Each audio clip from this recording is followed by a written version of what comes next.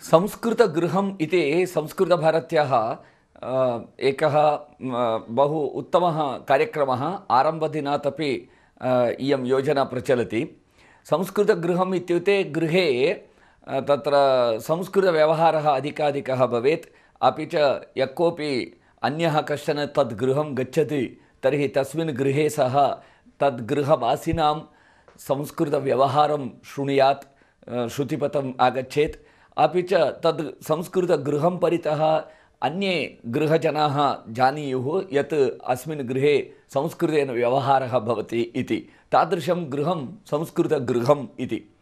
आरम्भस्तरे गृहस्य सर्वे जनाः संस्कृतेन वदन्ति इति स्थितिः न भवति। आरम्भस्तरे गृहजनाः सङ्कल्पं कुर्वन्ति, वयम् अस्माकं गृहं संस्कृतगृहं कुर्मः इति। पुनः पठनस्य आरम्भं कुर्वन्ति। क्रमशः तत्र गृहे संस्कृतसम्भाषणस्य प्रारम्भं कुर्वन्ति इति। एवं संस्कृतगृहस्य कल्पनायाः अथवा योजनायाः आरम्भः भवति तस्मिन् गृहे। तत्र गृहे यद्यपि आरम्भे सर्वेषां पूर्णसहमतिः न भवति, द्वित्राः गृहसदस्याः संस्कृतव्यवहारस्य प्रारम्भं कुर्वन्ति। तेषां संस्कृतव्यवहारकारणेन अपि च तेषां प्रयत्नेन कालक्रमशः गृहसदस्यानां सर्वेषामपि संस्कृतसम्भाषणसामर्थ्यं भवति। वस्तुतः प्रथमं संस्कृतसम्भाषणसामर्थ्यं भवति, पश्चात् अधिकाधिकं व्यवहारं कुर्वन्ति इति कारणेन अनन्तरकाले संस्कृतसम्भाषणशीलता भवति। एवं केचन गृहे संस्कृतेन अधिकाधिकं व्यवहरन्ति, परन्तु अन्यभाषया अपि व्यवहरन्ति इति। तादृशं गृहं संस्कृतगृहम् इति। परन्तु कतिचन गृहाणि तादृशगृहाणि भवन्ति यस्मिन् गृहे गृहसदस्याः सर्वे अपि प्रयत्नपूर्वकं संस्कृतेन एव वदन्ति। आरम्भे प्रयत्नपूर्वकं संस्कृतेन वदन्ति, अनन्तरं तेषां स्वभावः भवति, पूर्णतः तद् गृहं संस्कृतगृहं भवति। केचन युवानः किं कुर्वन्ति, विवाहसमये निश्चयं कुर्वन्ति, पतिपत्नी द्वौ अपि इतः परम् आवां संस्कृतेन व्यवहारं कुर्याव। अपि च आवयोः अपत्यं यदा भवति, पुत्रः पुत्री ते अपि संस्कृतेनैव वदेयुः, तेषां मातृभाषा संस्कृतभाषा भवेत् इति सङ्कल्पं कृत्वा पतिपत्नी संस्कृतेन सम्भाषण आरम्भं कुरुतः। पश्चात् तेषां सन्तत्याः मातृभाषा संस्कृतभाषा भवति। एवम् अद्य संस्कृतगृहाणि प्रकारद्वयस्य सन्ति। एकस्मिन् प्रकारे माता पिता संस्कृतेन वदतः इति कारणतः तेषाम् अपत्यानां पुत्रपुत्र्यादीनां सर्वेषां मातृभाषा वास्तविकरूपेण 100% संस्कृतमातृभाषा भवति। तादृशगृहाणि संस्कृतगृहाणि। अपरं किञ्चन एतादृशं यत् गृहे ते तु पूर्वादारभ्य संस्कृतेन न उक्तवन्तः। संस्कृतभारत्याः आन्दोलनस्य परिचयकारणात् ते पश्चात् निश्चयं कुर्वन्ति, वयम् अस्माकं गृहम् इतः परं संस्कृतगृहं कुर्मः इति। परन्तु तदा गृहे कदाचित् ज्येष्ठाः भवन्ति, वृद्धाः भवन्ति। केचन वृद्धाः अपि पुनः संस्कृत अभ्यासं कृत्वा पुनः संस्कृतेनैव वार्तालापं कुर्वन्ति, परन्तु सर्वेषां न भवति चेदपि तानि गृहाणि अपि संस्कृतगृहाणि। गृहे अधिककालं संस्कृतेन व्यवहारः भवति अथवा कश्चन कालः संस्कृतेन व्यवहारः भवति इत्यादि प्रकारेण। अपि च जनाः तस्मिन् ग्रामे तस्मिन् नगरे जनाः अथवा तस्य गृहसदस्यानां बन्धूनां सर्वेषां ज्ञानं भवति यत् अस्मिन् गृहे अधिकाधिकसंस्कृतव्यवहारः भवति इति। अतः तादृशगृहाणि अपि संस्कृतगृहाणि इति अस्माभिः परिगण्यन्ते। तर्हि कश्चन यदि स्वगृहं संस्कृतगृहं कर्तुम् इच्छति, अद्यावधि तावत्पर्यन्तं सः अथवा तद्गृहसदस्याः अन्याया भाषया व्यवहारं कृतवन्तः, इतः परं संस्कृतगृहं कर्तुम् इच्छन्ति, तर्हि उपायाः के? एकं तु गृहसदस्याः सर्वे मिलित्वा संस्कृतसम्भाषणशिबिरं गच्छन्ति, तत्र सर्वेषां सम्भाषण अभ्यासः भवति। अनन्तरं गृहे अपि आगत्य सम्भाषणव्यवहारस्य संस्कृतव्यवहारस्य आरम्भं कुर्वन्ति। पुनश्च पुस्तकानि पठन्ति। गृहसदस्याः सर्वे मिलित्वा सर्वे अपि पत्राचारशिक्षणयोजनायां प्रविशन्ति, अथवा गृहे यौ कौचित् द्वौ पत्राचारशिक्षणयोजनां स्वीकुरुतः, अथवा यौ कौचित् द्वौ सम्भाषणशिबिरं गच्छतः, येन द्वयोः अनन्तरं संवादः संस्कृतेन भवितुमर्हति इति कारणात्, अथवा कश्चन संस्कृतकार्यकर्ता एतेषां गृहम् आगत्य सप्ताहे कतिचन वारं पाठनं करोति। पूर्वमपि यदा वयं संस्कृतगृहस्य योजनायाः आरम्भं कृतवन्तः तदा एवमेव तस्मिन् गृहे संस्कृतपाठनाय बहून् उपायान् कृतवन्तः।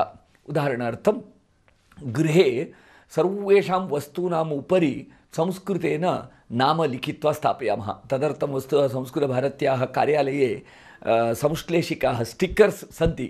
गृहवस्तूनां सर्वेषां उपकरणानां साधनानां सर्वेषामपि गृहभागानां नाम्नाम् आवल्याः स्टिकर् अस्ति। ततः तां संश्लेषिकां नीत्वा गृहं नीत्वा सर्वत्र संस्कृतनाम लेखितुमपि शक्यते, अथवा स्वयं कागदे लिखित्वा तत्र संश्लेषणं कर्तुं शक्यते। किं भवति, स्वल्पेष्वेव दिनेषु तानि वस्तूनि तेषां नामानि च युगपत् तत्र दृश्यन्ते इति कारणतः सहजतया दृष्ट्वा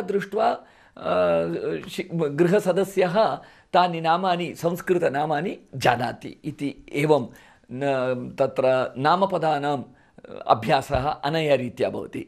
अन्यथा पुनः वाक्यानामपि प्रतिसप्ताहं 10 वाक्यानि लिखित्वा तत्र स्थापयामः संस्कृतवाक्यानि।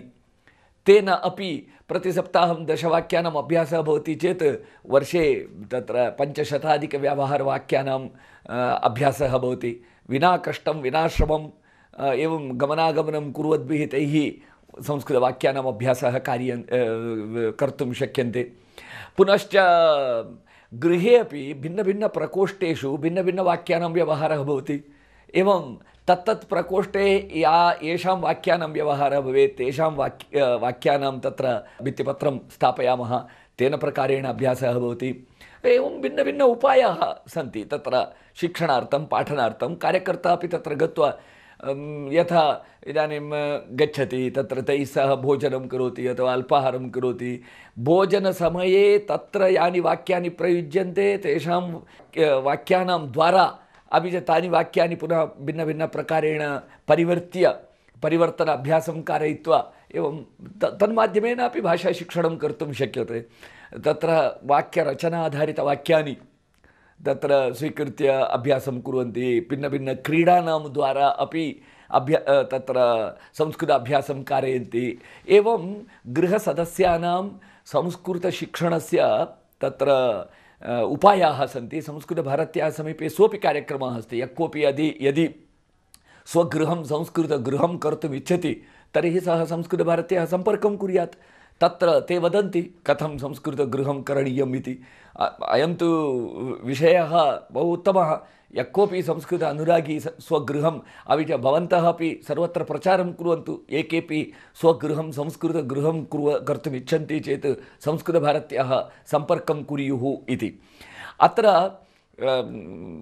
तर्हि अपत्यानां बालानां संस्कृतशिक्षणं भवति। तेषां मातृभाषा संस्कृतभाषा भवति। तर्हि किं सः अन्यभाषाभ्यः वञ्चितः न भवति वा? पूर्वजानां मातृभाषातः एषः वञ्चितः न भवति वा इत्यादि प्रश्नं पृच्छन्ति कदाचित्। न, तथा न भवति। बालानां युगपत् बह्वीनां भाषाणाम् अभ्यासस्य तत्र सामर्थ्यं भवति। भगवान् तथा युगपत् सहजतया भाषाग्रहणस्य सामर्थ्यं शिशवे दत्तवान् भवति। 5-6 भाषाः बालाः ग्रहीतुं शक्नुवन्ति विनाश्रमं। बहुषु संस्कृतगृहेषु इदानीं वस्तुतः संस्कृतमातृभाषी बालाः अद्य सहस्राधिकाः सन्ति देशे।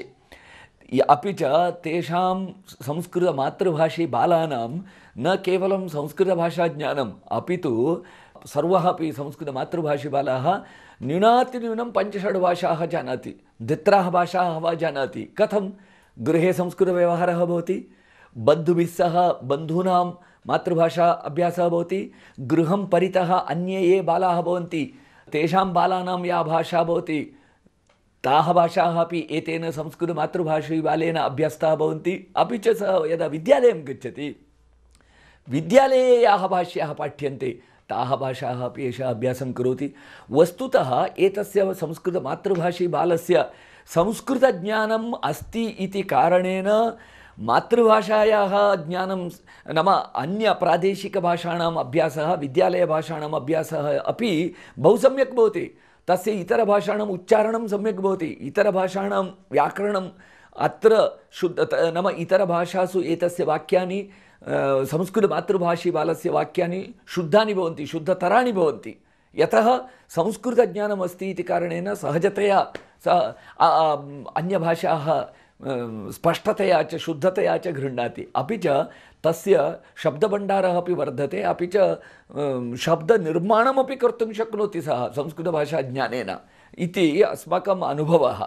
अतः वस्तुतः बालानां संस्कृतमातृभाषारूपेण वर्धनं कुर्यामः चेत् तस्मै बालाय पितृभिः अस्माभिः दीयमानम् अपरं भाग्यम् एतत् समानम् अन्यत् न स्यात् इति मम मतं। निश्चयेन भाग्यवन्तः बालाः एवं पितृभ्यः ते मातृभ्यः मातृभाषारूपेण संस्कृतं प्राप्नुयात्। तथा वस्तुतः अद्य सर्वेणापि युवकेन युवत्या संस्कृतानुरागिणा युवकेन संस्कृतानुरागिण्या युवत्या संकल्पः करणीयः, अहं मम अपत्यानि संस्कृतभाषया वर्धयेयम् इति। तेन तेषां संख्या अधिका भवति। संस्कृतगृहं यदि एकं गृहं संस्कृतगृहं भवति तद् गृहं परितः 100 गृहाणि 100 गृहाणां जनाः जानन्ति एतद् गृहं संस्कृतगृहम् इति। अपि च तस्य गृहस्य ये बान्धवाः 100 गृहाणां जनाः ते सर्वे अपि अवगच्छन्ति एवं संस्कृतं व्यवहारभाषा भवितुम् अर्हति इति। संस्कृतभाषायाः व्यावहारिकतायाः विषये पुनः सा व्यवहारभाषा लोकभाषा जनभाषा भवितुम् अर्हति इति प्रतिष्ठापने विचारस्थापने संस्कृतगृहं बहु उपयोगी भवति, उत्तमं भवति। संस्कृतप्रचारे अत्यन्तम् उत्तमं किञ्चन साधनं नाम संस्कृतगृहम् इति। अतः प्रतिनगरं प्रतिग्रामं प्रतिमोहल्ला प्रतिस्थानं कतिचन गृहाणि संस्कृतगृहाणि अस्माभिः करणीयानि। संस्कृतभारत्याः इमां योजनां वयं देशे सर्वत्र व्यापकरूपेण प्रचारयामः। एकैकः संस्कृतभारती कार्यकर्ता एकैकः संस्कृत अनुरागी संस्कृतगृहनिर्माणार्थं विशेषप्रयत्नं कुर्यात्। पूर्वं संस्कृतभाषा व्यवहारभाषा आसीत्, मातृभाषारूपेण आसीत्। इतिहासस्य मध्यकाले सा परम्परा छिन्ना अभवत्। अस्माभिः इदानीं पुनः सा संस्कृतमातृभाषी परम्परा पुनरुज्जीवनीया। संस्कृतगृहाणां संख्या अधिकाधिका भवेत्। वयं सर्वे तदर्थं कटिबद्धाः परिश्रमं कुर्मः।